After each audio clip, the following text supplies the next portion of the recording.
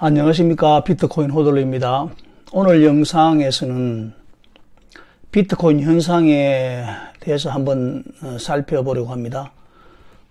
비트코인은 정체성이 분명하지 않습니다.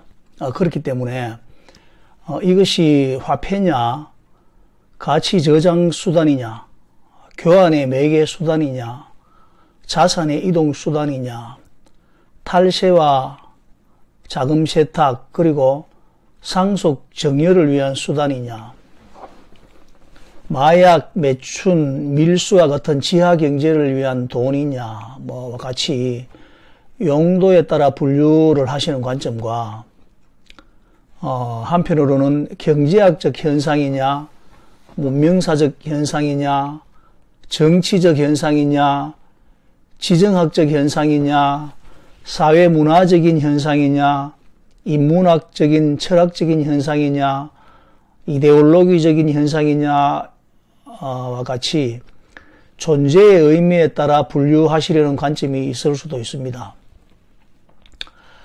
엄밀하게 들여다보면 용도에 따른 관점을 가진 사람들은 비트코인의 가격에 민감하게 반응을 합니다. 반면 존재의 의미에 따른 관점을 가진 사람들은 비트코인 가치에 관심을 둡니다. 그렇지만은 용도와 존재의 의미를 구별하지 않고 포괄적인 관점으로 바라보는 경우가 대부분일 것입니다. 비트코인의 정체성이 분명하지 않다는 것은 아직 비트코인의 용도와 존재의 의미가 보편화되지 않았을 뿐 아니라 그에 대한 확신이 부족하다는 말이기도 합니다. 그러나 비트코인이 최초로 공개되는 9쪽짜리 논문에서 언급한 대로라면은 비트코인은 전자화폐라고 보는 것이 무난할 것입니다. 그러므로 비트코인 존재의 의미는 경제학적 현상으로 보는 것이 일반적이라 할 것이지만 사토시 나카모토의 의지와는 무관하게 비트코인은 국제 정세에 깊숙이 파고들어 정치적, 지정학적으로 난해한 문제들을 던져주는 결과를 가져오게 된 것입니다. 이에 따라 비트코인은 창조적 파괴와 파괴적 혁신이라는 명분 하에 빠르고 광범위하게 수용이 되고 있는 상황입니다.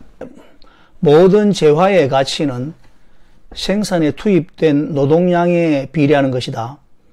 따라서 노동의 대가로 번 돈으로 비트코인을 샀다면 당연히 비트코인은 가치가 있는 것이다. 그것은 반론의 여지가 없다라고 주장하는 경제학자나 투자자들이라면 그들은 고전학파를 신봉하는 사람들일 가능성이 높습니다. 충분히 일리가 있는 주장이기도 합니다. 그러나 그에 대한 반론은 한계 효용의 이론을 앞세운 신고전학파를 신봉하는 사람들로부터 나올 수 있습니다. 모든 가격은 소비자의 주관적인 평가, 즉 효용에 따라 가격이 결정되는 것이다.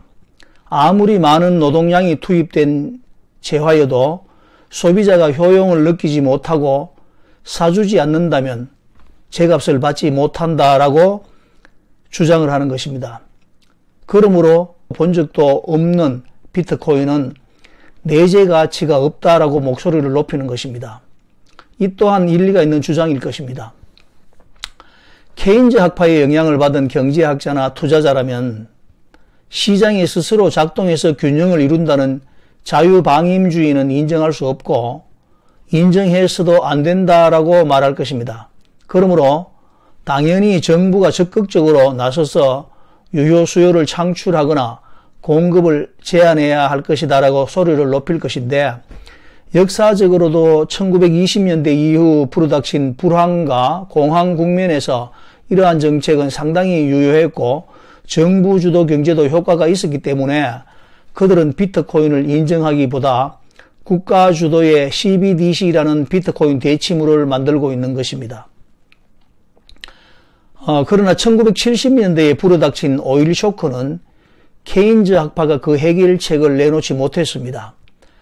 프리드리히 하이에크를 비롯한 오스트리아 학파는 인위적인 이자율 조작보다 기업가 정신과 민간 주도 경제 그리고 정부 지출 축소 또 건전한 통화 정책을 통한 경제 성장을 주창하였는데 이 연장선상에 비트코인이 있다고 보는 견해도 상당히 설득력이 있습니다.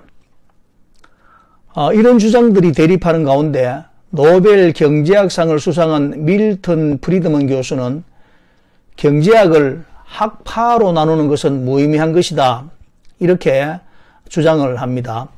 세상에는 다만 좋은 경제학과 나쁜 경제학이 있을 뿐이다 라고 단순하고 명쾌하게 주장을 하게 됩니다.